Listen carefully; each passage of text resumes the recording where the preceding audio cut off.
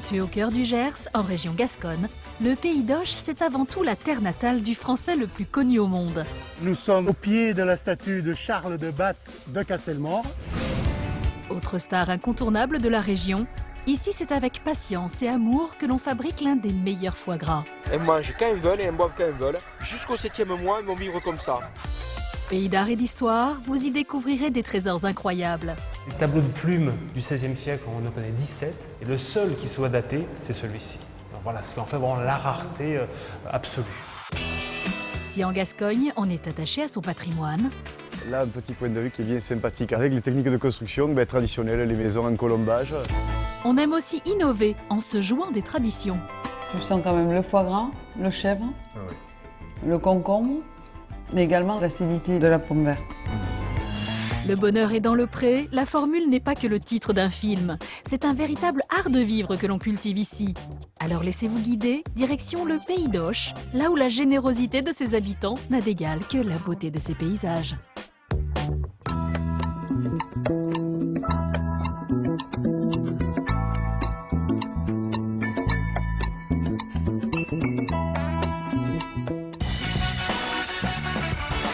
Débutons notre immersion en Pays gascon par un petit tour à Auch, sa capitale.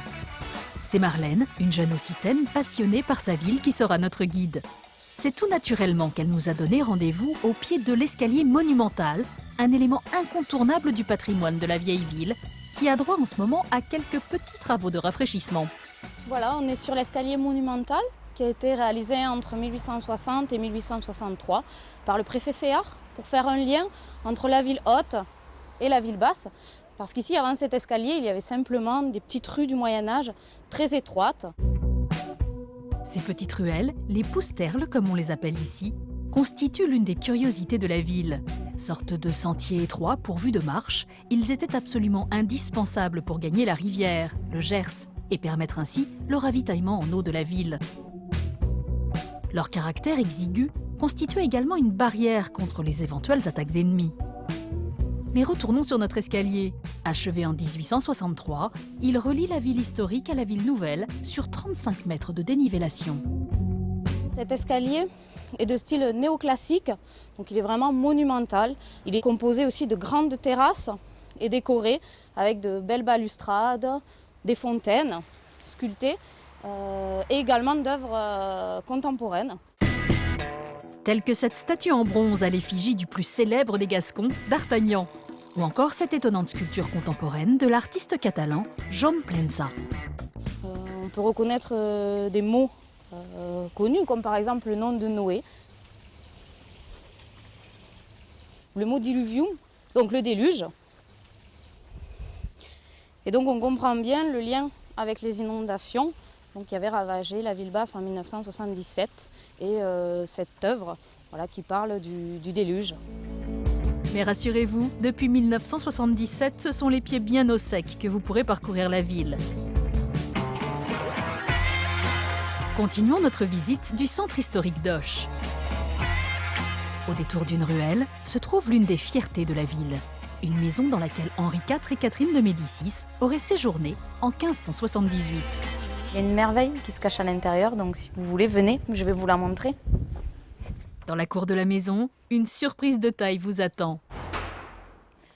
Voilà, nous sommes devant un magnifique escalier du XVIIe siècle, réalisé avec une partie en pierre et au-dessus, on a du bois. Un mélange en fait d'escalier à vis et de loggia. L'histoire veut qu'alors il n'était qu'Henri de Navarre, le futur Henri IV, et aurait passé une nuit dans cette demeure, en compagnie de Catherine de Médicis et de Marguerite de Valois, qui deviendra quelque temps plus tard la reine Margot. Une visite quasi royale qui fait encore aujourd'hui la fierté des habitants de la ville. Et des raisons d'être fiers, les habitants du Pays d'Auch n'en manquent pas. C'est avec Maxime, un personnage haut en couleur, que nous poursuivons notre découverte du pays gascon. Vous l'aurez compris, Maxime est un fan de D'Artagnan. Ici, D'Artagnan, c'est la star. Natif de la région, la renommée du Gersois a largement dépassé les frontières du pays grâce au roman d'Alexandre Dumas, Les Trois Mousquetaires, qui le rendit célèbre dans le monde entier.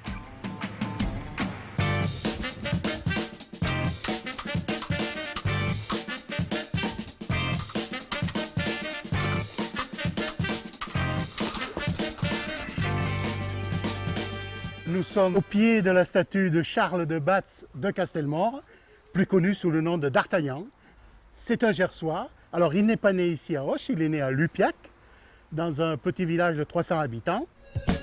Un pour tous et tous pour un, en route pour Lupiac, la ville natale du mousquetaire à quelques kilomètres d'Auch. C'est ici que se déroule tous les ans le festival d'Artagnan chez D'Artagnan, l'occasion pour les habitants du village de rendre hommage à leurs héros. Bonjour mesdames. Salut! Bonjour Maxime! Nous sommes ici à l'atelier couture du festival d'Artagnan. Ici avec des draps, des vieux draps en coton, en lin. Par la magie des doigts de ces dames, ça devient des robes. Des jupes, des pantalons. Longs et de Des très beaux costumes, costumes. des- Alors, tu fais quoi Véronique? En ce moment, du classement de costumes, parce qu'on approche du festival et l'important c'est de savoir si tout le monde est costumé, tout le monde a sa jupe, son gilet, son pantalon, sa chemise. Dans cet atelier, une trentaine de bénévoles se relaient toute l'année pour préparer les costumes d'époque des 500 figurants du festival. Alors là, nous fabriquons actuellement des petites pochettes parce que ces dames ont toujours quelque chose à mettre dans la poche. Ça sert de sac à main.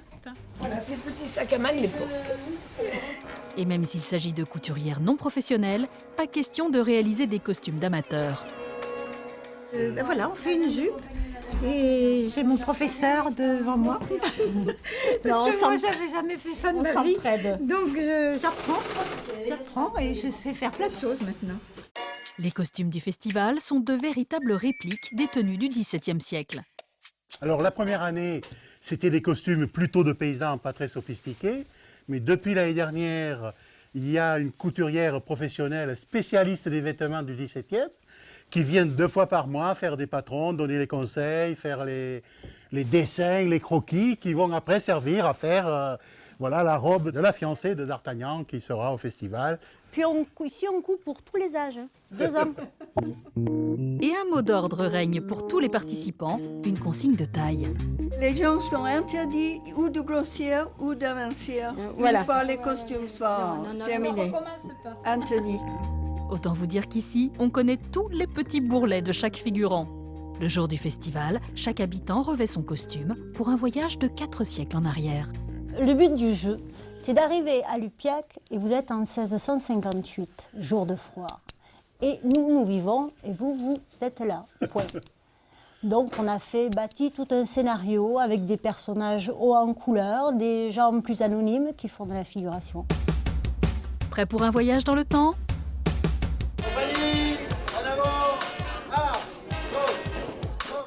Le temps d'une journée, tous les villageois de Lupiac rendent hommage à D'Artagnan.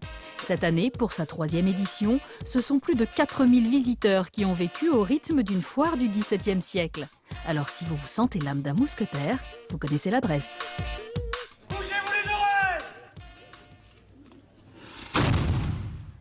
Retour à Auch, où nous avons rendez-vous avec une nouvelle guide, Pascal, notre chef occitane, férue de cuisine gasconne. Pascal a ouvert un atelier de cuisine à Auch, où elle transmet à ses élèves son amour pour les produits de sa région. Aujourd'hui, elle nous emmène faire le marché, un marché de renom, où l'on trouve toutes les spécialités locales. Sur sa liste de courses, de quoi réaliser une recette originale pour son prochain atelier, des sushis au foie gras. Je vais prendre un concombre et des oignons blancs. Un paquet, allez. Je coupe la couette un peu? Non. Non. 1,90 €. Voilà. Pascal est depuis toujours passionnée par la cuisine de son terroir, qu'elle revisite continuellement. Donc il me faut du chèvre, il me faudrait de la coriandre aussi. Bonjour, je cherche de la coriandre. Alors, j'ai pas de la coriandre classique persil arabe. Moi, j'ai de la coriandre vietnamienne. C'est un subsidiaire, un petit peu de coriandre. En fait, c'est une renouée. Ah, d'accord. C'est la renouée odorante. Donc, je laisse sentir. Ah oui, oui, si, quand même, c'est marrant. Alors, Ça a vraiment l'intérêt, le... Oui, ça a quand même le parfum de la coriandre. Cette dame est intéressante parce qu'à chaque fois, je fais des petites découvertes. Et pour mes cours de cuisine, c'est du bonheur. Et des fois, je peux tourner aussi à travers les découvertes que je fais chez elle. Et donc, je trouve une recette à partir de ces produits. Ici, on rencontre du beau monde et même des célébrités, comme entre les étals du marché, le pape de la cuisine locale. Je vais vous présenter le roi de la cuisine du Gers, André Daguin, qui est le maître des cuisiniers gersois. Ancien chef étoilé, André Daguin, c'est l'inventeur et le promoteur du magret de canard. J'ai trouvé des girolles. Alors, évidemment, peut-être manger un poulet aux girolles. C'est pas impossible. On pourrait peut-être venir. Pas de poulet aux girolles pour nous aujourd'hui, mais une autre recette nous attend et pas des moindres. Bon, mais bonne journée. Toi aussi, à bientôt. Allez, à bientôt. Ici, c'est le pays du canard. On le décline à toutes les sauces et parfois de façon assez surprenante, comme avec ses carcasses. C'est délicieux à la cheminée, on les grille et après on les mange du bout des doigts, on les grignote, on les ronge et c'est excellent. Dans le Gers, on se plaît à dire que dans le canard, tout est bon. Pardon. Quelques mètres plus loin sur le marché, Pascal nous amène chez sa productrice de fromage de chèvre préférée. Bonjour Cindy. Bonjour Pascal. Comment vas-tu? Et toi? Tu as un magnifique bouquet. Eh oui. Superbe. Donc déjà je vais te prendre un chèvre cendré. Donc le chèvre cendré en fait il est voilà, il est à peu quasi près sec. Il est plus, il tend vers le crémeux. Il y a à peu près 6-7 jours. Oui. Voilà, et c'est vrai que la cendre bloque l'affinage, donc c'est plus lent au niveau de l'affinage. D'accord. Voilà. Alors après, voilà, là j'ai vraiment tous les stades d'affinage sur le fromage, enfin, Ouais. sur le crottin. Donc celui-ci là, bon il est emballé mais c'est de la ficelle. D'accord. Donc ça c'est ce que j'ai moulé ce matin, donc il y a encore le surplus de petit lait. Ouais. Et il n'est pas salé. C'est comme un C'est yaourt. comme un yaourt. D'accord. Ça ici, les anciens l'appellent le fromageon. Ça Le leur rappelle fromageon, leur voilà, jeunesse. oui. Voilà. Alors ça c'est très bon avec de l'armagnac, De une pointe l'armagnac, d'armagnac voilà, et et du c'est ça, sucre. voilà, armagnac Et, et sucre. voilà. Donc voilà, je vais en prendre une aussi. D'accord. Je te remercie Cindy. Merci à toi. Et à bientôt maintenant. À très bientôt et j'ai hâte de goûter. Oui, ben oui. Ça a l'air si délicieux. Avec plaisir, je te porterai ça. À bientôt. Au revoir. Vous pouvez être certain que ça n'est pas tombé dans l'oreille d'une sourde. Laissons Pascal terminer tranquillement ses emplettes et partons nous mettre au vert. Passionné de nature, spécialiste des arbres et des paysages de sa région, Bruno aime faire partager son amour pour la campagne gersoise. Il a rendez-vous avec un ami, Philippe, pour une petite balade. Oui, c'est vrai que là, les parcelles sont beaucoup plus grandes. Ouais, regarde, là on voit juste quoi, sur 30 ou 40 hectares, on voit juste 3 arbres qui sont... Qui sont encore des mémoires... Des mémoires du bocage initial. Ouais. Amoureux inconditionnels de ces paysages, Bruno et Philippe nous décryptent leur campagne. Ici, c'est vrai qu'on a finalement deux ambiances complètement différentes. Une ambiance relativement nue qui a beaucoup évolué, où on voit que la grande culture et l'agrandissement des parcelles a eu lieu. Par contre, si on se déplace, juste il suffit de franchir cette petite haie, et puis là on découvre un paysage qui est, disons, plus à l'image de ce qu'était généralement la Gascogne des collines autrefois, c'est-à-dire un paysage de mosaïque. Le paysage gersois a évolué tout au long des siècles et de son exploitation agricole.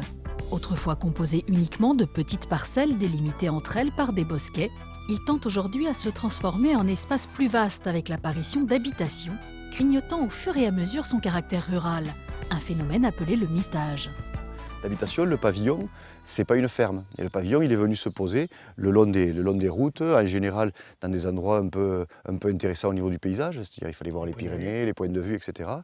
Et petit à petit, ça fait soit des zones, des endroits isolés avec 2-3 maisons, soit des poches d'urbanisation un peu plus grandes, mais quand même toujours effilochées, toujours en train de s'étaler.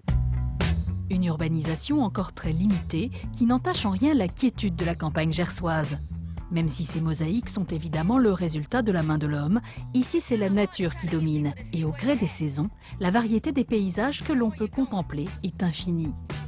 Il y a effectivement la nature qui va changer, les arbres vont vivre au rythme des saisons, les saisons elles conditionnent aussi les récoltes, donc tout est tout le temps variant. Serait-ce que par les logiques d'assolement. Il y a des années à colza, des années à blé, des années à tournesol. Ça change tout le temps. Et du coup, la couleur estivale du Gers ou au printemps, c'est pas les mêmes. Des fois, le Gers est jaune, des fois, il est vert. Et des fois, le même champ, il va changer de couleur 3 ou 4 fois dans la même année. Nos deux compères poursuivent maintenant leur balade et se rendent à quelques kilomètres de là, à Castelnau de Barbarins, un charmant petit village qui au fil du temps a conservé son aspect de bourg médiéval. C'est sûr que tous ces bâtiments, ça transpire de toute une épaisseur historique. Puis ça garde la mémoire de tout ce qui s'est passé. Le village, qui vit le jour au XIIe siècle, enroule ses maisons en arcs concentriques autour de la colline. Il s'est développé autour d'un château seigneurial dont ne subsiste aujourd'hui que le donjon qui sert de clocher à l'église. Le bourg a su garder son cachet médiéval avec ses pousterles, ses embans et ses nombreuses maisons en pans de bois ou en pierre apparente. Là, un petit point de vue qui est bien sympathique avec les techniques de construction traditionnelles, les maisons en colombage, même celle-là qui est enduite, qui est une maison en corbellement, avec du colombage, du torchis qui a été refait il n'y a pas très longtemps d'ailleurs. Un village plein de caractère qui ne manquera pas de vous charmer. Retrouvons Marlène pour découvrir l'un des joyaux de la ville d'Auch, sa cathédrale.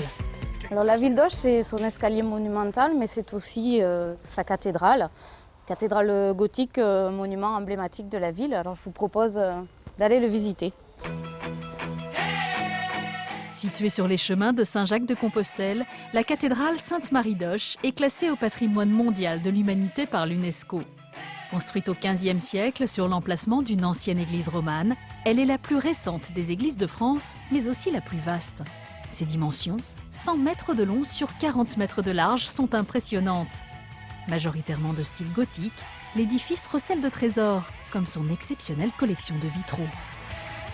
Tous les vitraux du chœur sont de la Renaissance.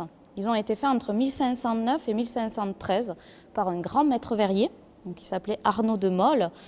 Ici, c'est vraiment sa production la plus remarquable puisqu'il y a 18 vitraux en tout. Donc parmi ces vitraux, il y en a 3 principaux, on va dire 3 historiés. Le premier, ici, donc vous voyez Adam et Ève, c'est le péché originel. Il y a celui du centre qui représente la crucifixion et le dernier, la résurrection. À quelques pas de là, se cache un autre trésor. Pour nous le faire découvrir, Marlène a rendez-vous avec Jacques, son gardien, qui nous ouvre les portes du chœur. Bonjour. Bonjour Jacques. Bienvenue. Je t'ouvre le cœur. Derrière cette porte se cachent 1500 personnages, sculptés il y a plus de 500 ans.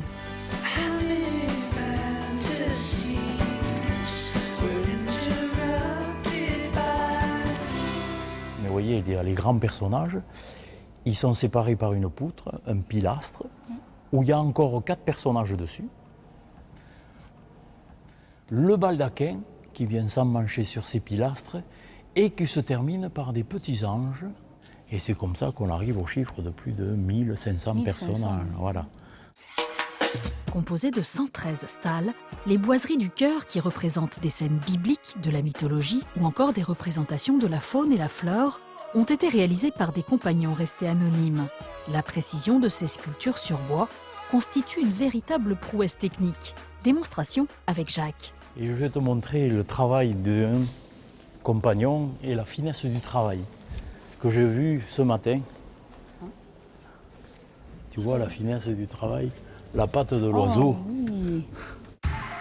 Un savoir-faire remarquable qui enchante les visiteurs de la cathédrale. Sur les 1500 personnages, il y a toujours à découvrir. Toujours voilà. des choses à découvrir. Voilà. Merci, à bientôt. Bonne continuation. Au revoir. Bye. Mais avant de quitter Sainte-Marie d'Auch, un dernier petit détour par les orgues.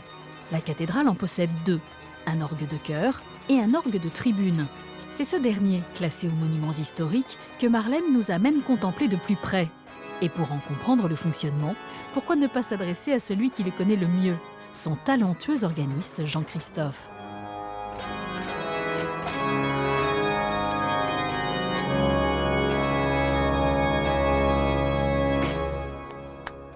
Bravo, c'est fabuleux.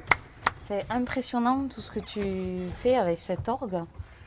Les facteurs d'orgue, à travers l'histoire de la musique, ont essayé d'imiter souvent les instruments qu'ils avaient autour d'eux. Voilà. Par exemple là, c'est un jeu de bourdon qui est assez flûté, tu vois, si je fais.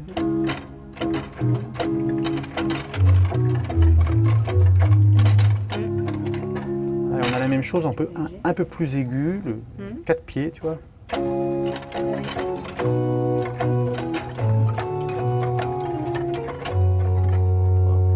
Voilà. Alors on a des jeux beaucoup plus typiques, par exemple les jeux de trompette, qui comme leur nom l'indique, imitent la trompette. Avec 3000 tuyaux d'étain, une quarantaine de jeux et 4 claviers, cet orgue est considéré comme l'un des plus beaux de France. Connais-tu l'histoire de cet orgue? Si, dis-moi. C'est un instrument qui a traversé le temps sans encombre jusqu'au XXe siècle. Et puis dans les années 50, il a été décidé de le restaurer. Alors, au lieu de le restaurer, on l'a un petit peu massacré. On a fondu une grande partie de la tuyauterie. On a détruit la mécanique. Voilà. Alors, les anciens racontent qu'ils ont même vu des tuyaux tomber de la tribune. On a jeté les tuyaux. Les tuyaux. Voilà. Et on a reconstruit un orgue plutôt neuf.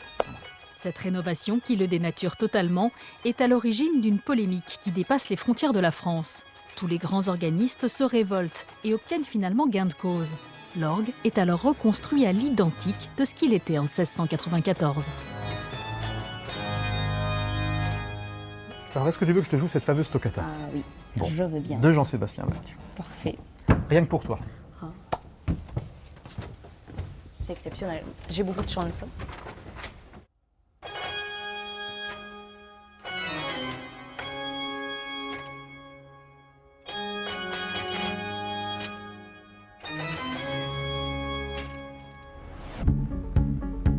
À quelques kilomètres de là, à Vic-Fezensac, nous retrouvons Maxime accompagné de ses acolytes Damien et Christian, toujours dans leur tenue de mousquetaires. Aujourd'hui, ils rendent visite à l'un des derniers fabricants de rapières et de bâtons gascons de la région. Bonjour Guy. Comment ils vont les mousquetaires? Ça va? Bonjour. Maxime a commandé chez Guy une rapière, la fameuse épée de D'Artagnan. Pour l'instant, elle est en kit, mais le résultat final ressemblera à ça. Et après, comme d'habitude, donc, je t'ai mis dans la devise des mousquetaires. Hein. Un pour tous, tous pour un. Alors Guy est aussi un artiste puisqu'il fabrique des bâtons gascons. Le bâton gascon que j'ai recréé, qui avait complètement disparu, tu vois, en Gascogne. Le bâton gascon, dont l'équivalent au Pays Basque est le maquilas, c'est la spécialité de Guy. Mais il l'a totalement repensé.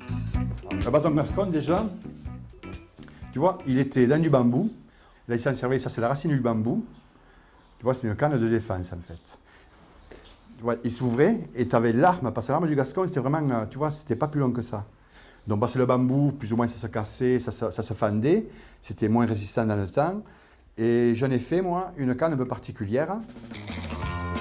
Au diable le bambou, Guy fabrique ses bâtons avec des branches de néflier qu'il sélectionne lui-même en forêt.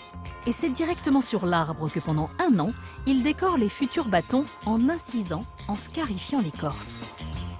Au bout d'un an, donc, je repars en forêt, je coupe les bois, mais c'est monté en canne entre 10 et 15 ans après les avoir coupés en forêt. Pendant 10 à 15 ans, Guy traite chacune de ses branches. Il obtient ainsi un bâton bien droit dont il parvient à contrôler la couleur au fil du temps. Petit à petit, au fil des ans, il y a la couleur qui s'y met. C'est pour ça que chaque bois a sa propre couleur. Tu vois, certains, tu vois, tu as montré un, tu vois, celui-là qui est très vieux, tu vois. Le bois, après, il se patine, les bois. Donc, quand moi je les monte, ils sont comme ça, quoi, les bois. Ils sont d'accord, et là, c'est naturel, la couleur. Ah, tout à fait, oui, oui. De la corne, du métal ou encore de l'ivoire, mais surtout, beaucoup de savoir-faire. Et voilà un magnifique bâton gascon.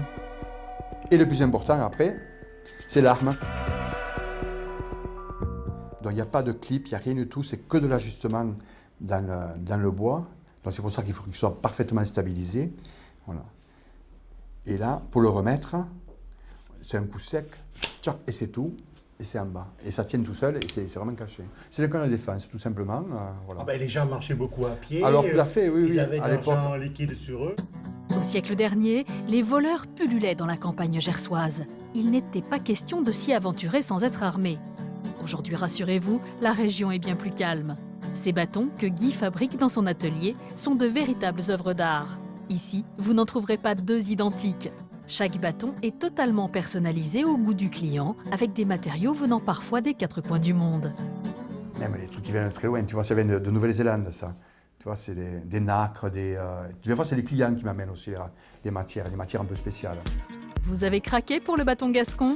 Ne vous inquiétez pas, Guy anticipe la préparation de ses bois et ne vous laissera pas attendre 15 ans pour qu'il soit prêt. Pays de savoir-faire, le pays d'Auch est aussi celui des bons produits. Pascal, notre chef cuisinière, tout juste sorti du marché d'Auch, est en route pour nous faire découvrir le produit phare de la région, le foie gras. On va retrouver Myrène et Pierre-Marie Soubiran qui élèvent des canards et des oies. Donc une des rares fermes qui a encore des oies dans le Gers. Attention, c'est parti. Bienvenue au temple de l'oie et du canard. Pierre? Oui. Ah. Salut Bonjour. Pascal. Oui, tu vas Ça bien? va? Oui.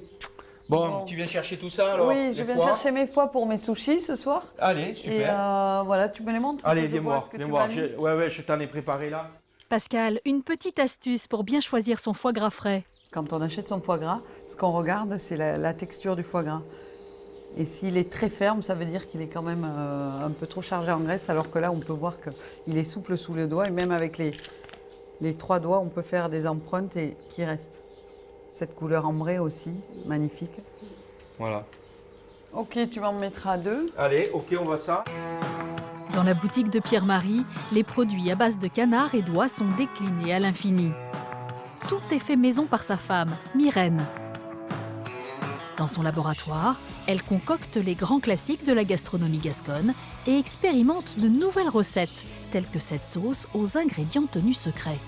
C'est une sauce maison qui doit nous accompagner, tout ce qui est magret, ou viande froide, ou une fondue de magret, hein, des petits cubes de magret cuites dans la graisse, voilà. On n'en saura pas plus. Myrène? Oui. Tu viens me voir, il y a Pascal. Et coucou. Oui, bonjour. Tu vas bien? Ça va. Tous les jours, Myrène prépare de nouveaux plats pendant que les saucissons de canard et les magrets fumés sèchent patiemment. Et parmi les recettes préférées des gastronomes, l'incontournable confit de canard. Il est découpé, mis le côté viande avec du sel que l'on a mis à la main. Et il est salé, là, comme ça, jusqu'à demain matin. Demain matin, il est rincé. Ou si ça a absorbé tout le sel, on le met directement dans la marmite avec la graisse. Mais c'est vraiment la méthode traditionnelle qui était faite comme autrefois. Voilà. Une recette ancestrale qui fait le bonheur des gourmands. Mais revenons-en à nos moutons, ou plutôt à nos oies, en route pour l'enclos. Ici, ce sont 800 oies qui, jour après jour, gambadent en plein air et prennent gentiment de l'embonpoint. Elles mangent quand elles veulent et elles boivent quand elles veulent, en permanence. D'accord. Voilà. Jusqu'au 7e mois, elles vont vivre comme ça. Et à partir de 7 mois, c'est là où on va les passer en gavage. Et le gavage va durer pendant 30 jours et 3 fois par jour. Si Pierre-Marie est l'un des rares producteurs de foie gras d'oie dans le Gers, ce n'est pas pour rien. Alors le canard, c'est, on va dire, 2 fois par jour et surtout 12 jours.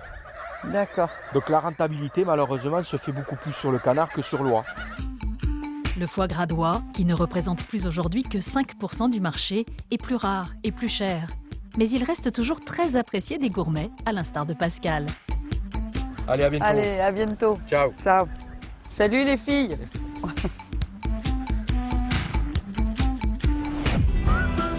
Dans le pays d'Auch, on bichonne les gourmands, mais aussi les curieux. Suivons Marlène qui nous emmène visiter le musée des Jacobins d'Auch, l'un des plus vieux musées de France, qui a pour particularité de renfermer une incroyable variété de collections. Bonjour Fabien. Ça va? Ça va et toi? Ça va. Je te montre les œuvres? Allez. Et pour commencer la visite, Fabien, le conservateur du musée, propose à Marlène d'aller découvrir l'une des plus vieilles œuvres.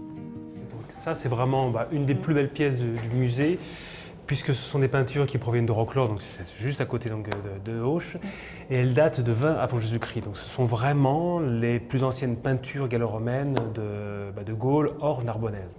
De récentes fouilles archéologiques ont permis de mettre à jour un important site gallo-romain à Roquelaure, à quelques kilomètres d'Auch. Sur l'une de ces fresques, on peut reconnaître Bacchus, le dieu du vin, ce qui n'étonne pas du tout Fabien. C'est un site qui s'est probablement enrichi grâce au commerce du vin.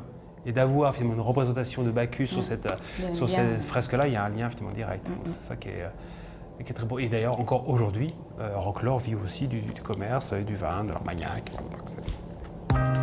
Changement d'époque, Fabien veut montrer à notre guide une autre pièce extrêmement rare du musée.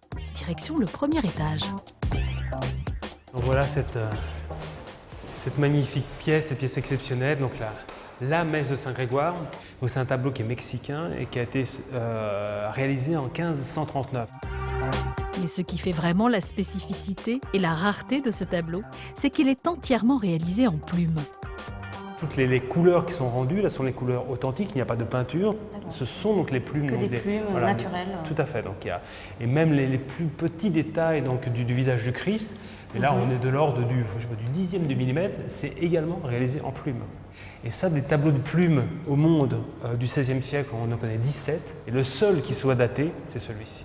Donc voilà, ce qui en fait vraiment la rareté absolue. La messe de Saint-Grégoire a servi à l'évangélisation du Mexique et figure dans tous les manuels scolaires aux États-Unis. Il s'agit du plus ancien tableau chrétien d'Amérique. Si vous êtes passionné par les trésors du Nouveau Monde, sachez que le musée abrite la deuxième collection publique d'art précolombien de France, après le musée du Quai Branly à Paris. L'instigateur de cette collection est un Occitan, Guillaume Pujos, qui, à sa mort en 1921, a légué sa collection à la ville. Décidément, le pays d'Auch est plein de surprises. Dans le Gers, la nature occupe une place prédominante. Nous avons rendez-vous à présent avec Bruno, notre passionné de paysage, pour une balade sur les méandres d'un des nombreux affluents de la Garonne, la Baïse. Nous sommes près d'une rivière, la Baïse, qui est une de nos rares rivières gasconnes à pouvoir être navigable sur une partie de son cours et qui a beaucoup servi à amener des marchandises, dont l'Armagnac et le vin, jusqu'à Bordeaux. Là, on la voit de l'extérieur, je vous invite à venir la découvrir de l'intérieur. La Baïse prend sa source dans les Hautes-Pyrénées. Encadrée d'une végétation luxuriante, son tracé sinueux et sauvage offre des points de vue uniques sur la flore et la faune du Gers. C'est avec Jean-Claude, le responsable des canoës de la base nautique de Beaucaire, que Bruno a maintenant rendez-vous. Jean-Claude. Bonjour Jean-Claude. Bonjour Bruno. Ça va? Ça va et toi? Avec la météo, ça va. Le temps de regrouper quelques affaires et voilà nos deux marins d'eau douce prêts pour l'aventure. Et on va embarquer à l'ancienne lavoir municipale. Autrefois navigable, longue de près de 200 km, la Baïse servait également aux tâches ménagères et se transformait bien souvent en lavoir. Les lavandières venaient planter leurs planches au bord de l'eau, ici. Selon le niveau de l'eau, elles se mettaient ou plus haut ou plus bas. Et il y a encore 2 marches sous l'eau. Et il n'y avait que 2 ou 3 jours par an où elles ne pouvaient pas venir rincer leur linge. Aujourd'hui, pour l'avoir 3 jours clairs dans l'année, c'est un changement d'agriculture aussi qui fait qu'on laboure très près de la rivière. Des labours de plus en plus proches des berges, mais aussi la fin d'un entretien par les cantonniers de rivière, qui étaient destinés à la rendre navigable, font qu'aujourd'hui plus rien n'empêche les berges de s'effondrer dans l'eau. Ainsi, la Baïse arbore en permanence un aspect sauvage et cette couleur boueuse. Alors ici, on est à la fois donc au lavoir municipal, mais aussi à l'ancien port de Beaucaire. Alors, qu'est-ce qu'on transportait sur ce port de rivière? Il y avait une vraie activité économique. Qu'est-ce que c'était les marchandises? Tout à fait. Alors sur l'exportation, on transportait du vin, de l'Armagnac et des céréales. Mais on trouve aussi dans les archives des tonnes de plumes et d'uvets. Déjà? Ce qui traduit quand même l'importance du gavage des oies et des canards dans la région. Aujourd'hui, l'économie du Gers tourne toujours autour de la production de l'Armagnac et du foie gras. Mais les gabarres ont cédé leur place à une navigation de loisirs. Moi, je pensais qu'on allait ramer à l'ancienne, mais c'est mieux comme ça. Vous pensiez partir pour une balade calme et reposante sur la Baïse avec Bruno? Eh bien, détrompez-vous, cette dernière peut se révéler agitée. C'est Koh-Lanta en fait. Ah ben ça. Le Gers, bon, il n'y a pas le serpent, mais t'as vu? Pas de crocodile. Les rapides gascons franchis, c'est l'occasion idéale pour se remémorer de vieux souvenirs. Et dans les anecdotes que les plus anciens m'avaient rapportées il y a une quinzaine d'années, à cet endroit-là, les mariniers se livraient un petit trafic pour avoir l'écluse ouverte du bon côté, il devait offrir à l'éclusier du vin ou de l'armagnac. Ah, eh oui. Donc d'où il le sortait? Des barriques qu'il transportait. Et il siphonnait des barriques vers des petites bonbonnes en verre qu'ils offraient à l'éclusier. Lieu de transport des marchandises et de passage des hommes, l'autoroute du siècle dernier en quelque sorte, la Baïse, a aussi permis dès le Moyen-Âge le développement d'une autre activité économique grâce à sa force hydraulique. On arrive au lieu dit le Moulieron. C'est le lieu des moulins, il y en a un à droite, un à gauche. Alors, la base de ces moulins, les pieds bâtis en pierre carrée et ça traduit le XIIIe siècle. Ces moulins ont fleuri le long des berges de la rivière. La Baïse a permis des siècles durant de produire en grande quantité de la farine. Mais par période de sécheresse, les moulins cessaient de tourner. Dans cette région de vignes et de vins, une autre légende circulait alors. Avant la réalimentation de la Baïse ou des rivières du Gers par le canal de la Neste, les rivières étaient à sec l'été. Tu sais qu'il y a une légende qui disait qu'en été, il aurait été plus facile d'alimenter avec du vin qu'avec de l'eau. Oui, c'était pas qu'une légende, je pense. La légende ne dit pas si les accidents étaient fréquents sur la Baïse. Depuis la fin du 19e siècle, grâce à la construction du canal de la Neste, la rivière reste navigable pour des petites embarcations tout au long de l'année. Elle permet encore aujourd'hui de contempler des points de vue remarquables. Voilà le paysage que découvraient les gabarres quand elles arrivaient à Beaucaire. Dans les années 50, la construction de routes et de chemins de fer a concurrencé le transport fluvial et a mis définitivement fin à l'acheminement des marchandises sur la Baïse. En tout cas, un grand merci Jean-Claude, c'était avec grand plaisir et puis à une prochaine. Merci beaucoup. Adichat. Adichat, comprenez au revoir en terre gasconne.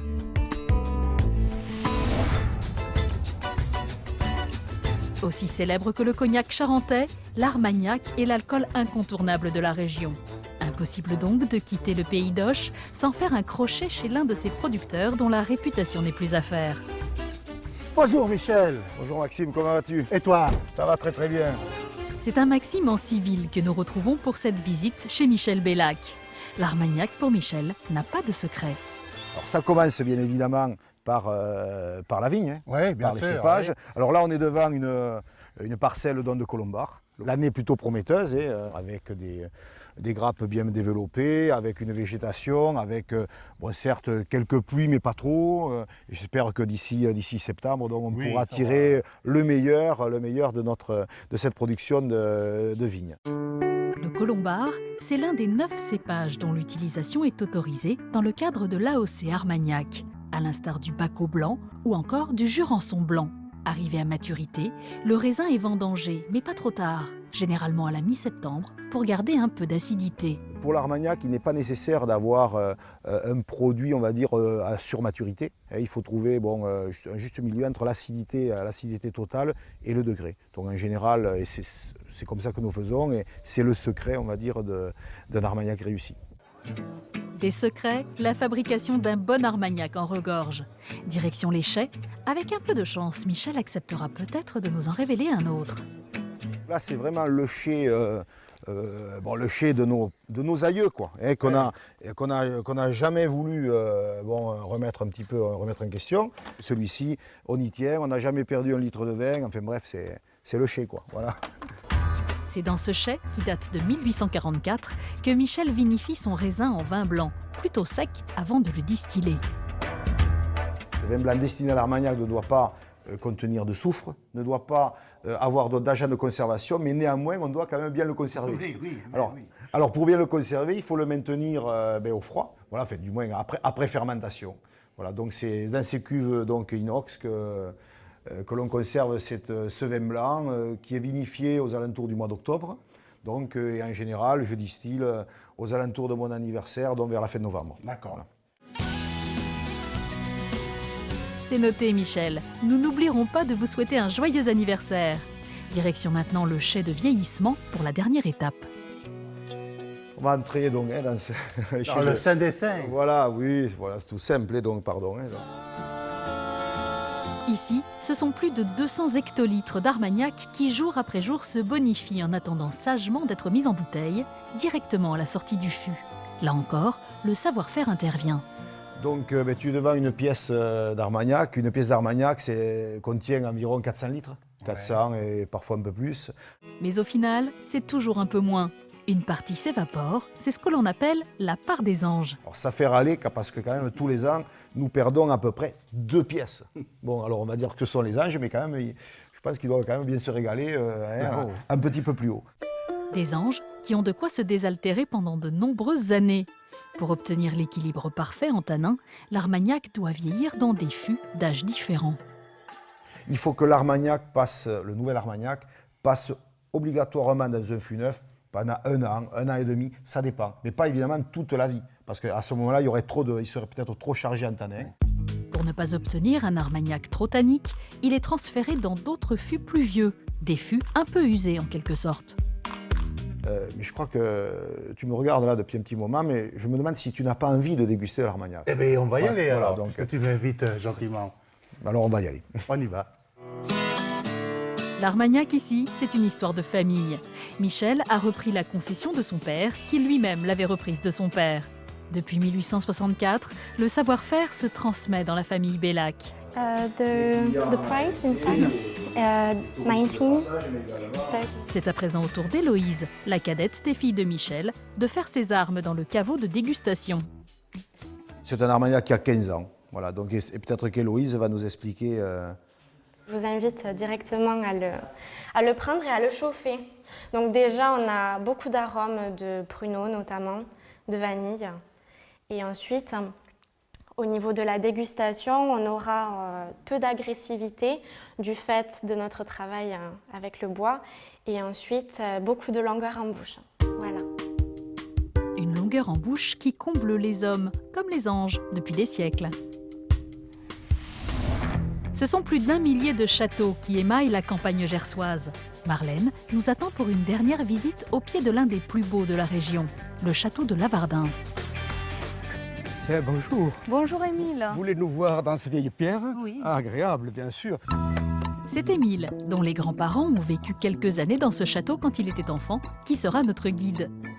Forteresse médiévale ayant appartenu au comte d'Armagnac, le château fut démantelé en 1496 par Charles VIII lors du siège de Lavardins. On doit sa reconstruction à Antoine de Roquelaure, fidèle serviteur d'Henri IV, qui fit renaître le château de ses cendres pour y abriter ses amours avec sa jeune épouse. C'est une construction audacieuse, extrêmement élaborée du XVIIe siècle. À mon avis, l'architecte a voulu donner de l'élégance à ce château lourdeau et massif qui est à la base, le château fort, et c'est ainsi qu'il a obtenu quelque chose de remarquable. Conçu dans le goût raffiné du XVIIe, le château de Lavardins présente des prouesses architecturales uniques, comme ces fameuses tourelles carrées établies sur des trompes d'angle. De l'autre côté, ici, côté sud-ouest, apparaît la deuxième trompe. Ce côté extrêmement élégant donc, de la construction du XVIIe siècle, il faut bien le dire. Qui soutient la seconde Alors, tour. qui supporte l'autre tour en surplomb.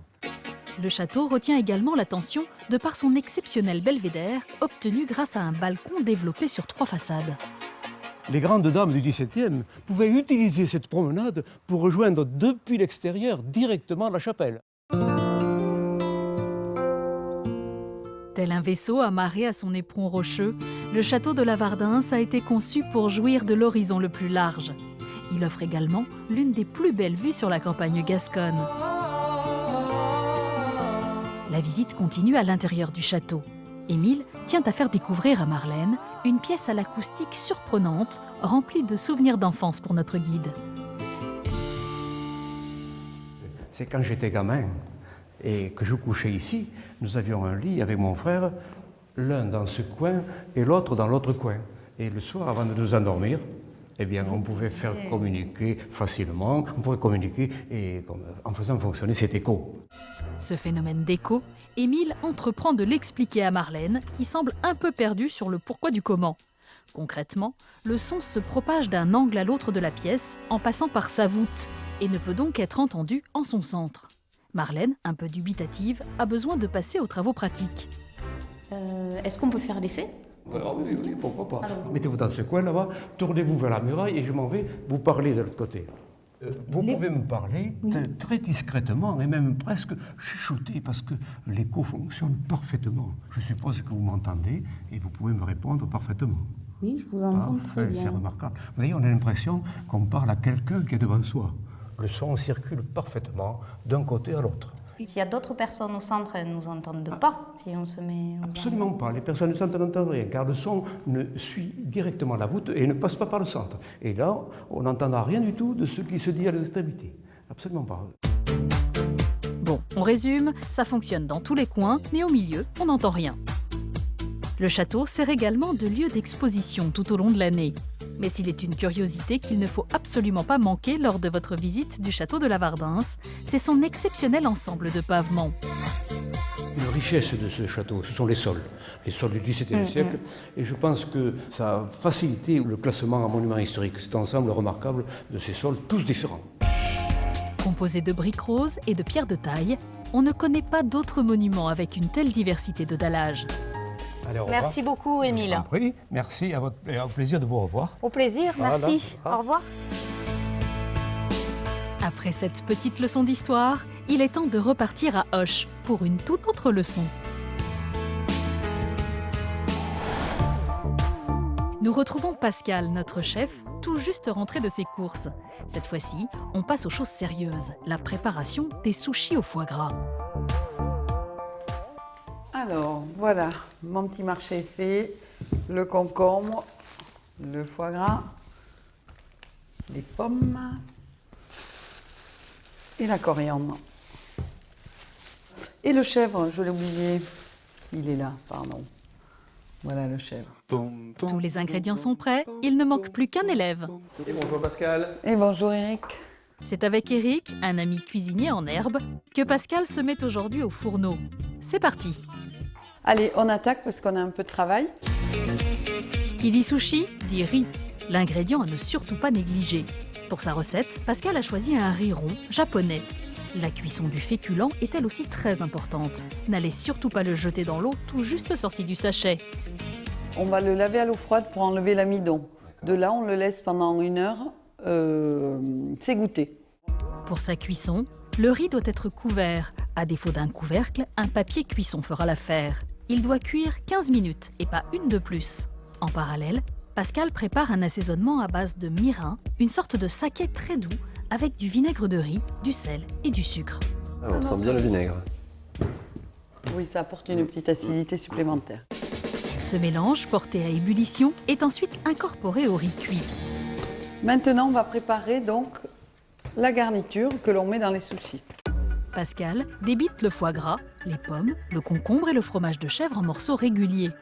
Une fois tous les ingrédients prêts, il reste à attaquer la confection des rouleaux dans des feuilles d'algues, que l'on appelle aussi des feuilles de nori. On va prendre notre feuille de nori. Il y a un sens, tu vois, il y a un sens rugueux et un sens luisant. D'accord. D'accord, donc on va se servir du sens rugueux. Et le petit outil qui est quand même essentiel aussi pour faire les sushis. Pour les rouler, c'est ça? Pour les rouler. On étale le riz sur toute la surface de la feuille, on l'assaisonne avec un peu de wasabi et on dispose les différents aliments. Il ne reste plus qu'à rouler. Vraiment, la difficulté, c'est juste de démarrer ton sushi. Oui. Donc de bien serrer, là, on n'hésite pas. Là, tu le tiens bien, donc tu appuies et ta garniture va venir s'appuyer contre la feuille de nori, là, et ensuite tu roules. Voilà. Tu serres un petit peu pour souder. Et voilà. D'accord? Parfait. À toi de jouer. Allez. Ça paraît simple comme ça. J'ai bien peur que ce soit le moment où il faille... Allez, concentre-toi. Pas de stress. Tu tournes, voilà, en serrant. Pas trop non plus parce que tu vas aplatir ton sushi. C'est ce qui s'est passé. Voilà. C'est pas grave et c'est très bien pour un premier sushi. Pas d'inquiétude, Eric. Ça demande tout de même un peu de pratique pour réussir parfaitement les sushis au foie gras de Pascal. Dernière étape avant la dégustation, découper le rouleau en parts égales et présenter joliment les sushis. On trinque. À la cuisine. Et à ta venue. Merci. Verdict ?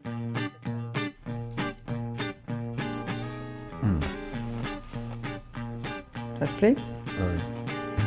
Notre balade en Pays d'Auch touche à sa fin. Il est temps de quitter nos charmants guides et tous leurs complices gasconnais amoureux de leur région. Pays de culture, de gastronomie et de savoir-vivre, cette immersion, nous n'en doutons pas, aura émoustillé tous vos sens. Alors, à die Schatz!